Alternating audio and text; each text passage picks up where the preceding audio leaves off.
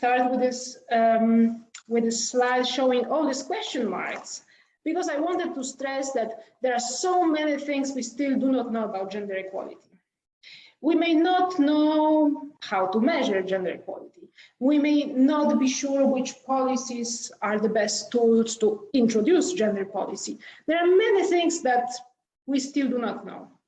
But it seems, I think, it seems that there is one thing about gender equality that we know for sure.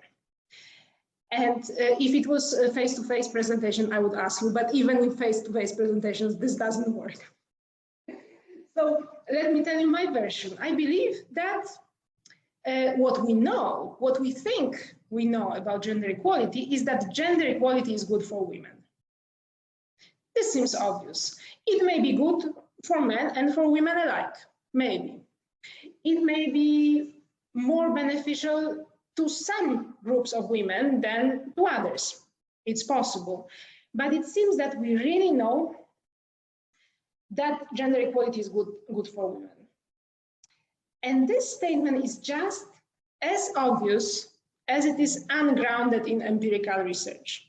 I was very disturbed when I learned about it. I was very disturbed when I learned about results of studies showing that gender equality, well, perhaps benefits men more than it benefits women, or that some aspects of gender equality are perhaps kind of not really working well for women. And that was the starting point for me for doing this analysis. I wanted to show that gender equality is good for women. Like, that was obvious for me. Okay. A perfect outcome, if we want to think about consequences of gender equality, a perfect outcome seems to be depression, depressive symptoms. We all know probably that depressive symptoms are more frequent among women than they are among men. That's a result that is very well established. So this pattern we find in various social contexts. We know that depressive symptoms are related. So yeah, there's this gender gap, which seems that kind of probably it's related to some form, perhaps, of inequality. But we also know that people who experience socioeconomic disadvantage are more at risk of experiencing depressive symptoms. So we know that people who are unemployed or people who live in poverty, people who are going through some various forms of difficulties experience depressive symptoms more. And it is established, researchers agree that various forms of disadvantage contribute to this gender gap in depressive symptoms. They partly explain it. And this kind of makes depressive symptoms perfect outcome variable if we want to speak about consequences of gender equality.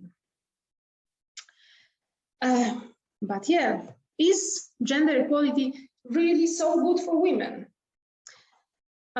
Before I move to the speaking about empirical research results, these results that I found so disturbing when I started learning about this topic, I want to say a few words about possible mechanisms. When I started thinking and I started searching, like which types of mechanisms, which causal links may connect gender equality on one hand and mental functioning and depressive symptoms on the other hand, I came out with 4 groups of possible pathways. The first one is related to the mere definition of gender equality. By definition, gender equality reflects women's improved access to resources and their improved agency, by definition.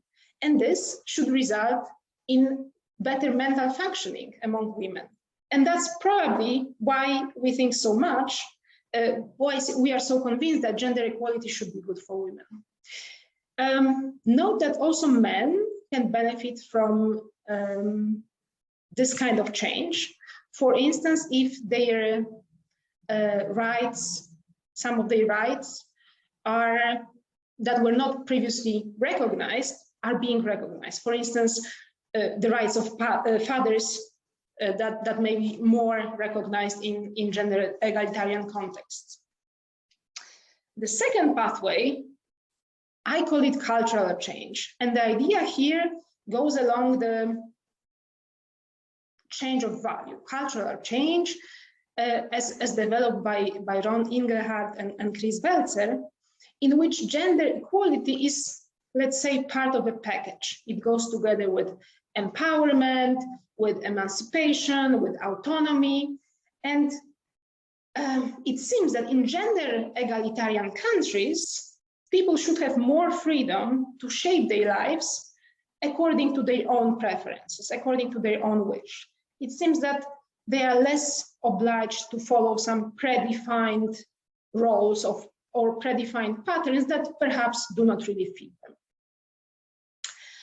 And this will likely have consequences also for their mental functioning. The third package is the perception of fairness, or rather, should I have written here on the slide, perception of unfairness.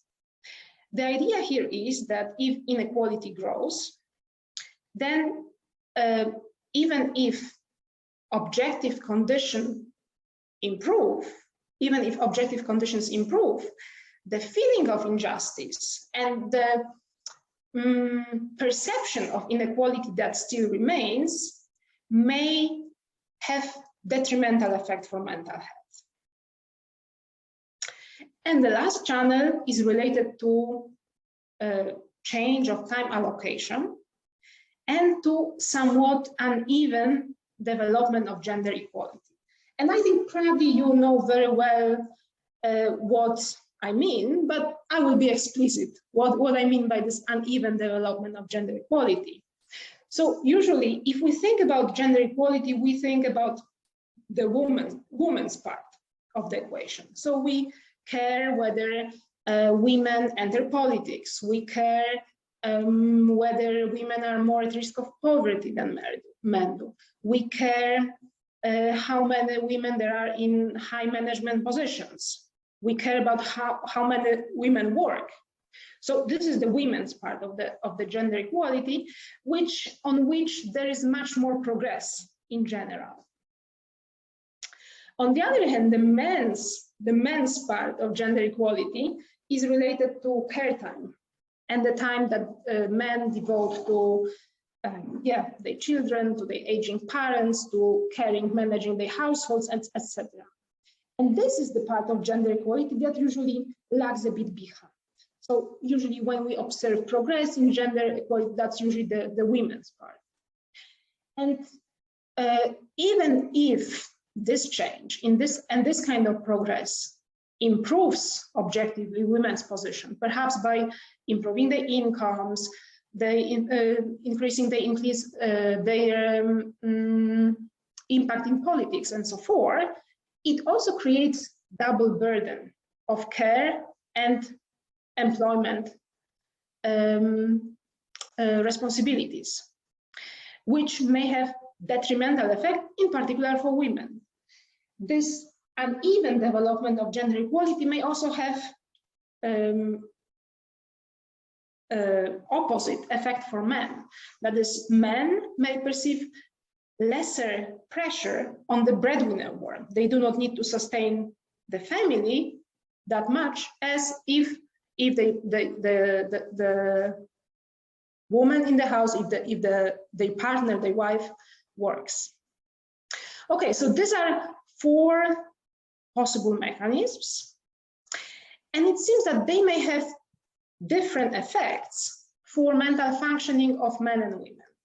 The first one, related to socioeconomic resources and rights, that women get more of them, get better access to with increasing gender equality. This channel should probably benefit mainly women. And this is probably what we think about when we think that gender equality is good for women. If we move to cultural change, probably either both men and women can gain, or even both gender can even somewhat lose if we think that this freedom also increases perhaps complexity, and somehow it's difficult, that this freedom is somehow difficult for people. The following two pathways, the one related to the perception of injustice or unfairness, and the one related to time allocation and to the double burden that is so frequently experienced for women, are more complicated, because in principle they may even bring negative effects. And in both of them, it seems men probably gain more from growing gender equality than women do. Okay, so these are the possible pathways. And now let's look at the studies that I found that look at the link between gender equality and depressive symptoms. I found 3 papers that looked exactly at this question precisely. 2 of them are shown on this slide. So that's the sex difference in depression across 29 countries.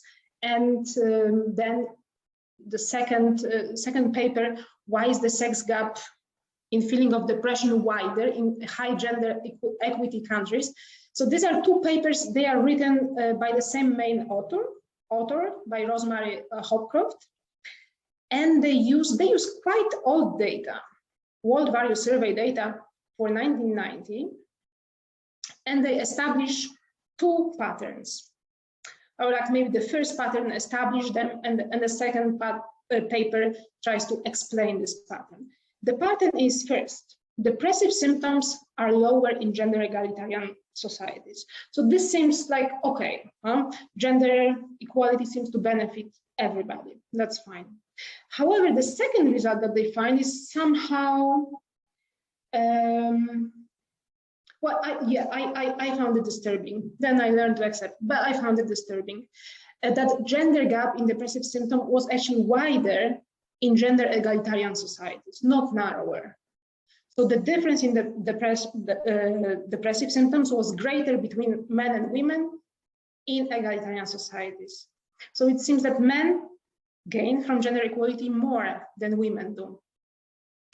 The 2012 paper, the second paper, tried to explain this pattern, and to do this they refer to mostly to this idea of double burden, and they look at mothers, and they found that in egalitarian societies, motherhood is related to higher level of depressive symptoms, whereas in less egalitarian societies, mothers, especially the inactive mothers, report very few depressive symptoms. So they search around this motherhood and double burden explanation.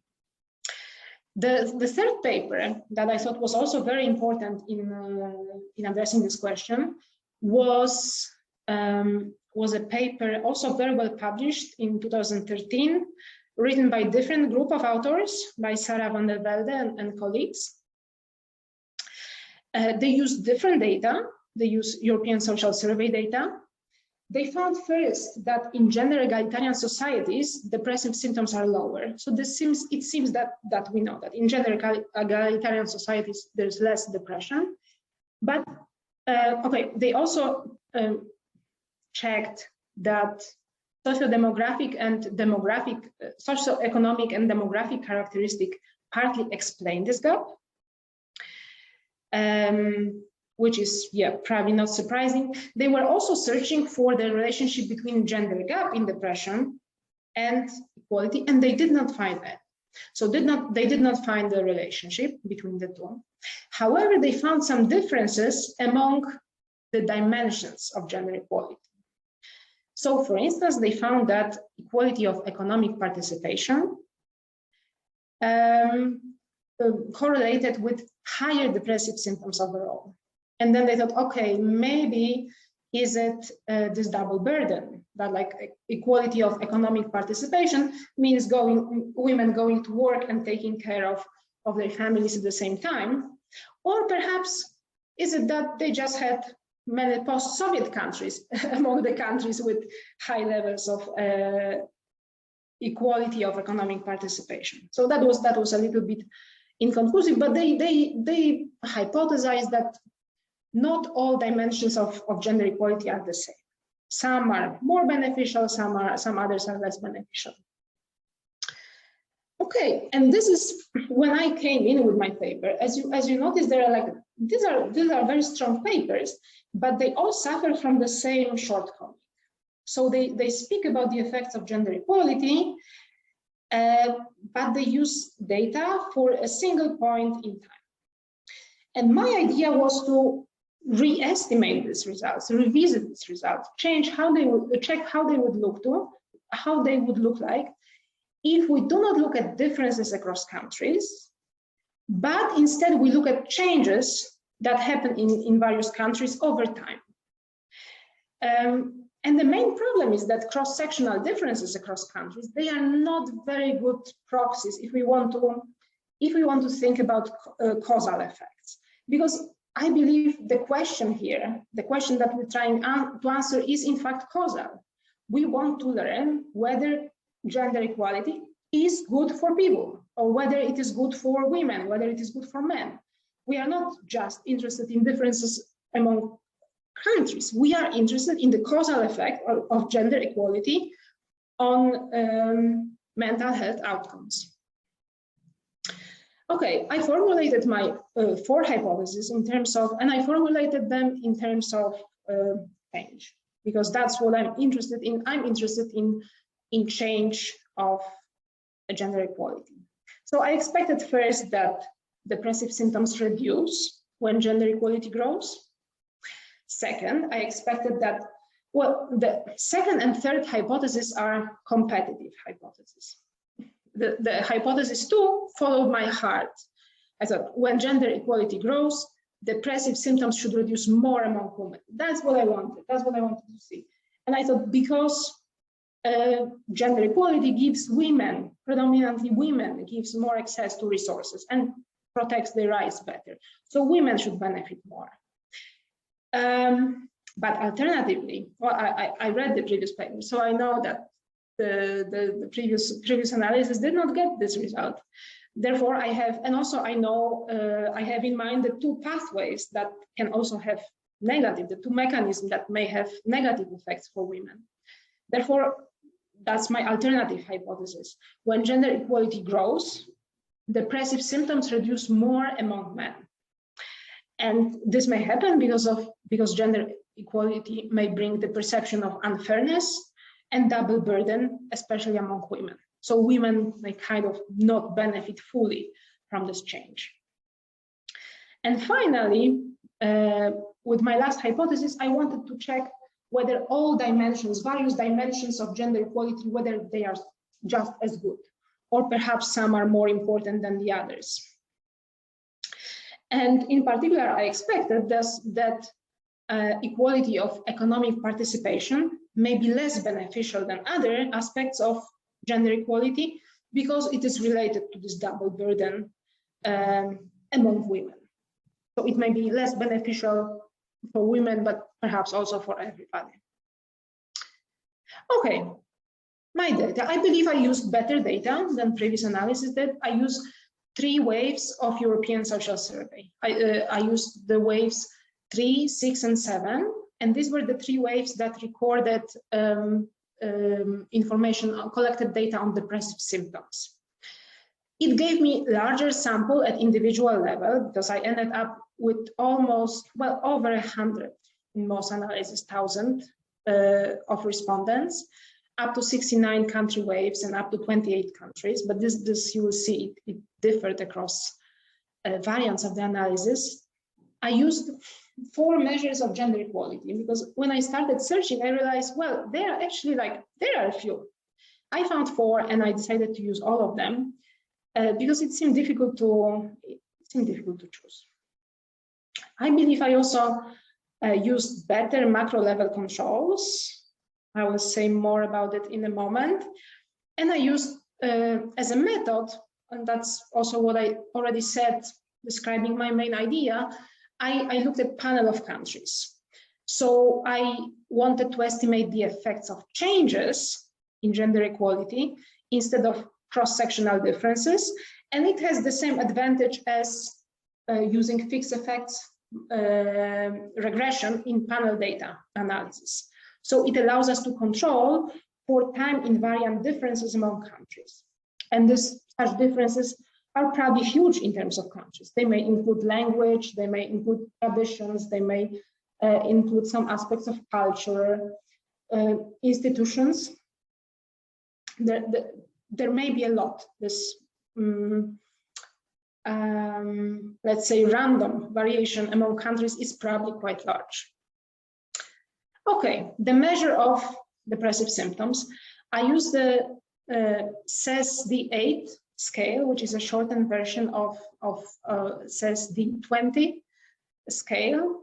It consists of 8 statements, and the respondents are asked to evaluate their situation on a scale from 1 to 4, when 1 means that they experience given symptom none or almost none of the time during the last 4 weeks, and 4 means that they experience this symptom all or almost all of the time during the last 4 weeks. To generate my dependent variable, I just calculated the average, allowing for 2 missing values, of course, reversing the positive statements.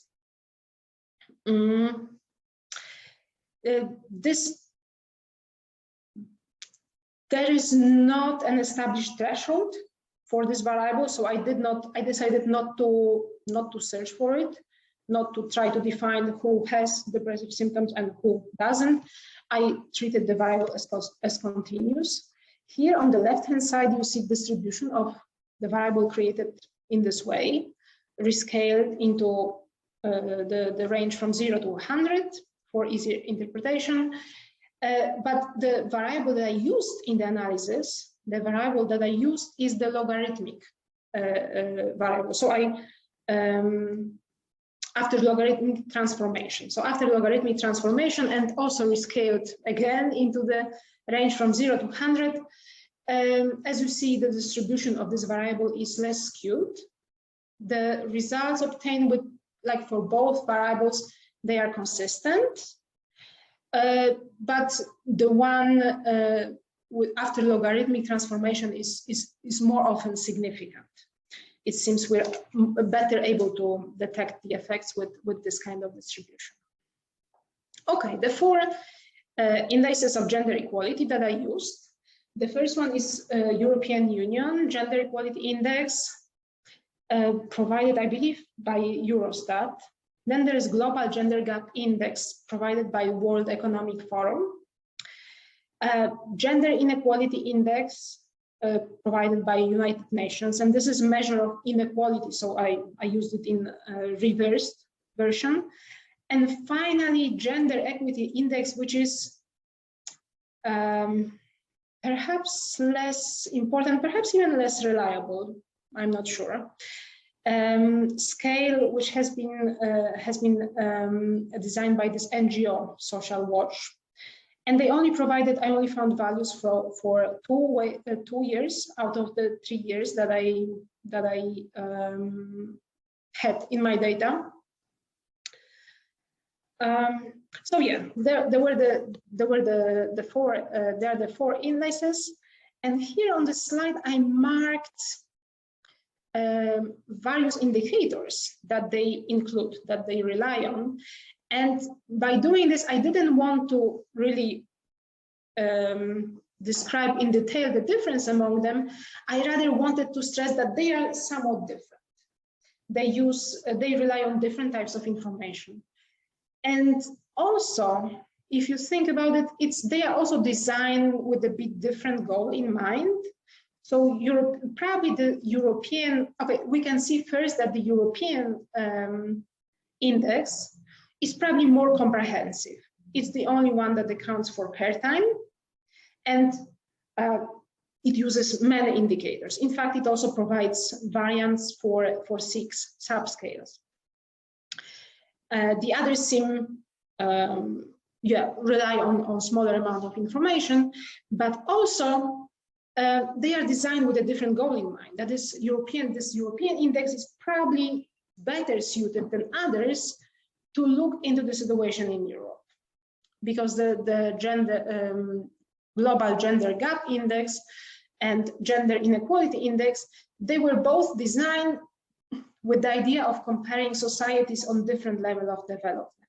So for instance, a global gender gap index includes literacy measure, which makes probably perfect sense in other regions of the world, but probably in Europe, it's not very good indicator or anything. Okay.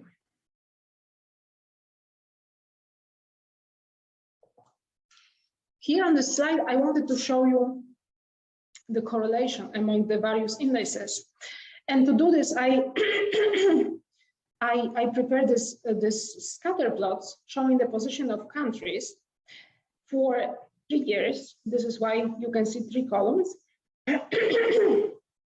And in the 3 rows, you see the European index in comparison with each of the 3 others. And what I see mainly on this graph is that in the end, these various indices tell quite similar story. So there is quite some correlation. There are some discrepancies. For instance, if you look in the central graph in the top row, you see that there are, can you see my cursor? Yes, so you can see these countries and you can see that probably the European index is quite sensitive here among countries with high level of development, whereas the gender inequality index already ranks them the same or evaluates them quite the same. So they are somewhat different, but they're also quite correlated. Okay, macro level controls. I wanted to account for GDP and for income inequality. I was convinced that both of them reflect people's chances to meet basic needs in the society. And as such, they are possible confounders. Probably they are related to gender inequality or gender equality. And you can see this on these graphs. In fact, they are. You see that the interaction, the correlation between the European index and the Gini measure of income inequality is negative around 0.6, minus 0.6, whereas economic development correlates with gender equality positively. So this is also not a surprise. And it's also very likely that both income inequality and level of economic development also correlate with the level of depressive symptoms. So yeah, possible confounders. I was surprised to see that the previous analysis did not account for this measure. I thought that that's probably not a very good choice to omit these controls. Okay, I told you that I used a panel of countries and I wanted to look at the effects of change. To do this, I treated all my macro variables in a very specific way. And in the slide, I explain you how. So each macro level variable, I separated into 2 components. The first was country-specific average, and which captures the time invariant differences among countries. And it allowed me to estimate the effects of these cross-sectional differences.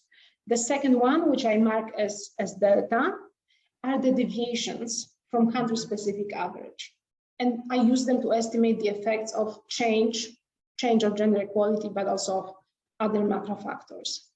On the little graph here and in the table, I'll show you an example of how it looked like in practice. I use the example of the gender equality, the European Union measure of gender equality in Poland.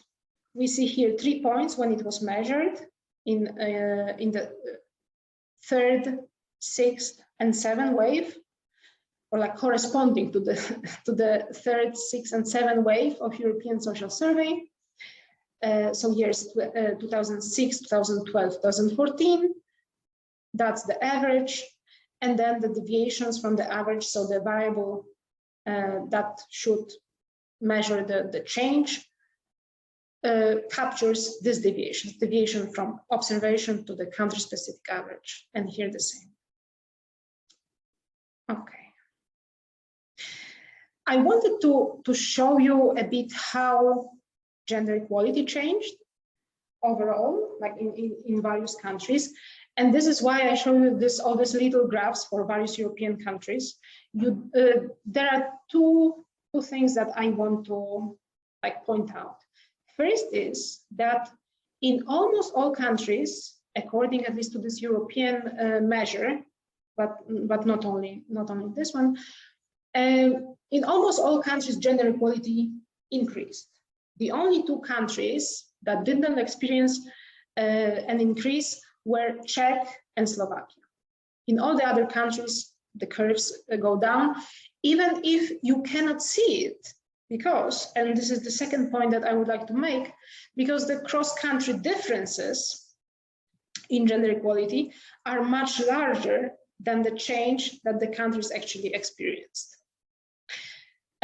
So this, I think, for me, that's also an argument that for distinguishing these two components, distinguishing the cross-country variation that is stable over time, or maybe assumed to be stable, and the specific changes that various countries experienced. Okay, that's the multi-level model. I run models with random intercepts at country and at country wave level. But I think rather than going through this equation, I think it's better to show you the first models, which I think give good impression of what I did and how the models were constructed. So in the 4 columns here, I put the names of gender equality measures in the head of the column, but the dependent variable in all the models was the same. What differs across the columns is the measure of gender equality, which I used as the predictor, so which I used under the term of gender equality. As you see, I have some minimal individual controls. I have age square, and gender.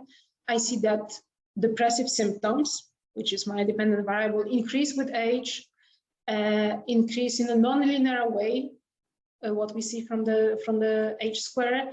And also we see that, yes, as we should, we find the gender gap in depressive symptoms between men and women.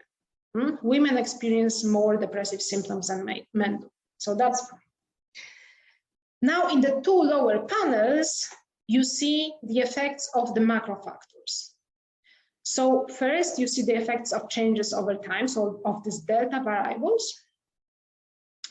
And the results overall are quite consistent across the 4 indexes of gender equality.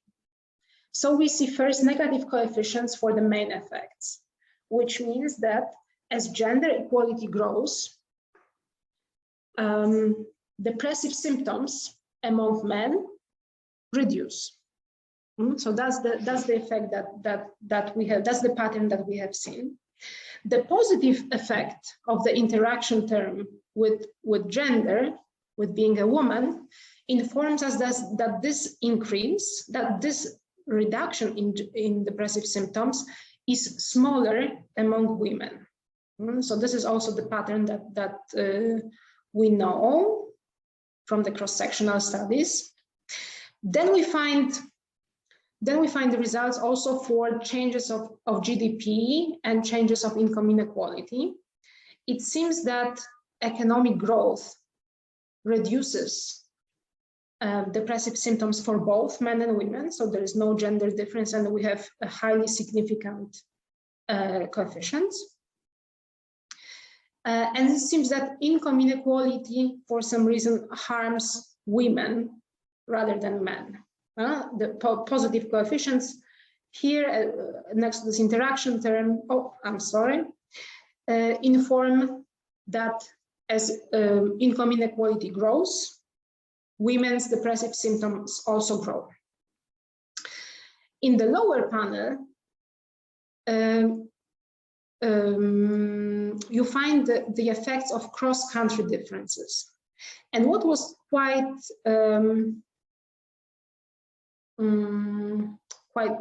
noticeable, quite apparent, is that these cross-country predictors seem to be much worse predictors, seem to predict much less about depressive symptoms, and the changes, the deltas, seem to be much better predictors of what happens with gender equality. Okay, I wanted to show you the results also in the form, like more graphical, not just in the table. This is why I prepared these graphs, which show some, perhaps give an impression, also better impression of the size of these effects. On each graph, you see on the horizontal axis, you see the change of gender equality. So at the right-hand side, this is increase of gender equality, and the two lines show the predicted average depressive symptoms for men, which is the blue line, and for women, which is the red line.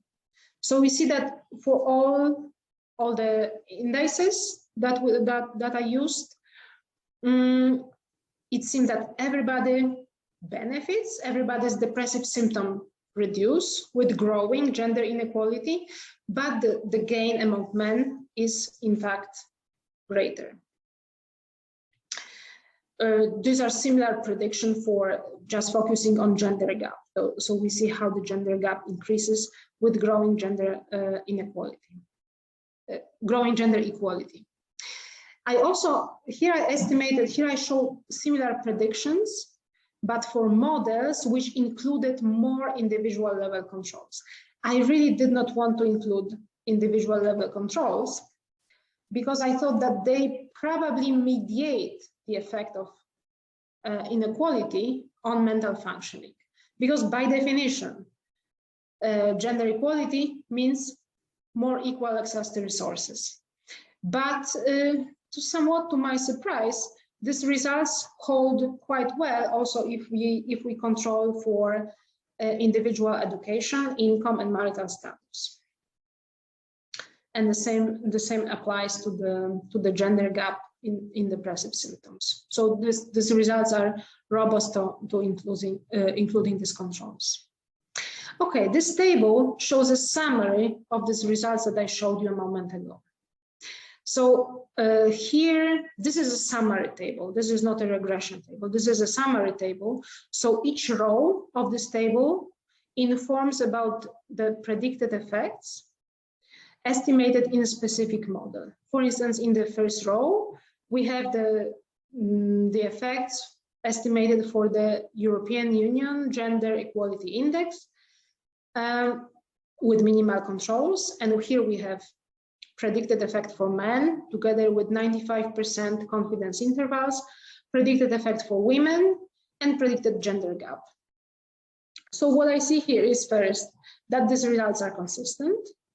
The second one is that for men, the decline in depressive symptom is statistically significant, with the exception of one analysis, one model, with which, however, included only two waves. So it also has less power to detect effects.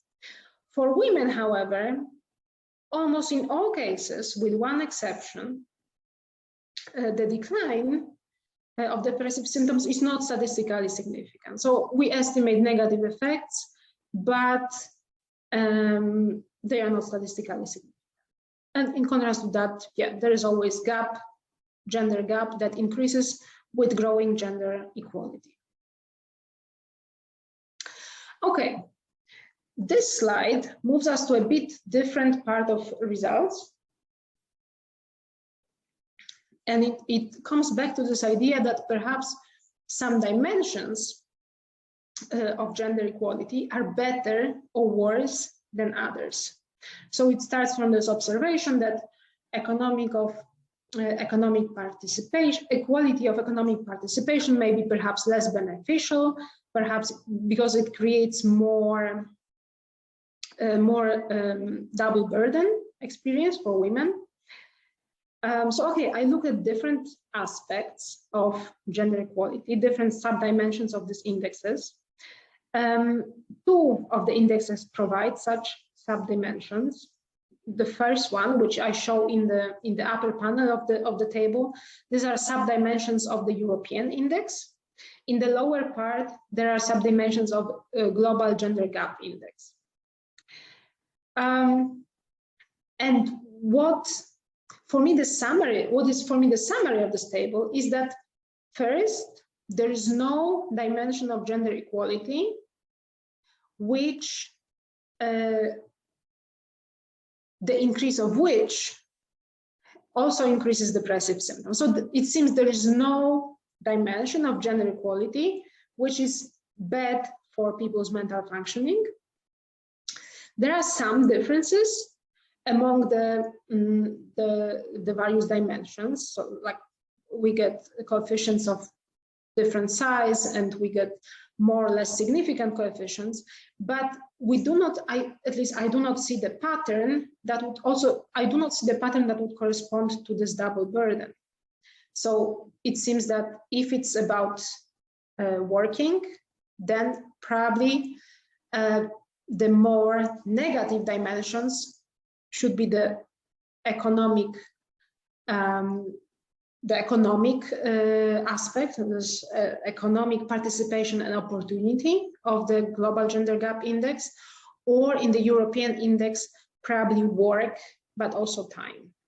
So it doesn't seem that these aspects are more increase more women's depressive symptoms.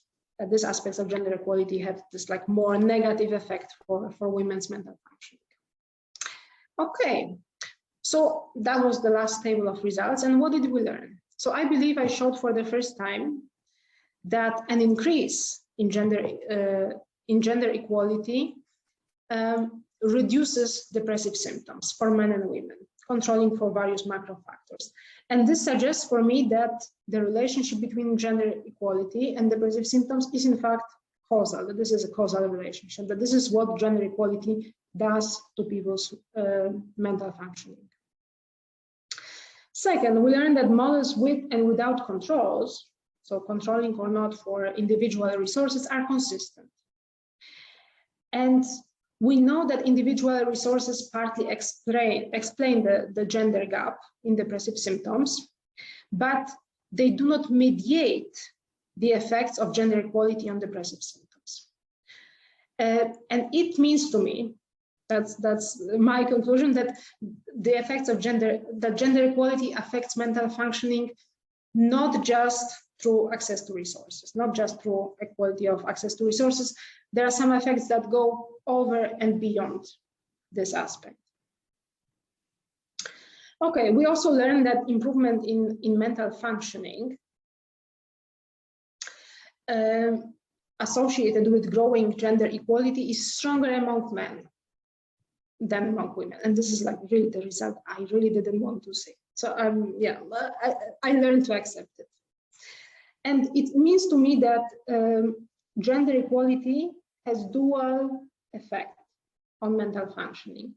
On one hand, it increases individual freedom, provides more resources, etc. On the other hand, however, especially among women, it also may produce an increasing perception of unfairness and double burden, and may create double burden of let's say family and employment responsibilities, which may really counterbalance the positive effects obtained from, let's say, other aspects. And finally, I learned that for no dimension of gender equality, increasing gender equality correlates with worse mental health, correlates with more depressive symptoms.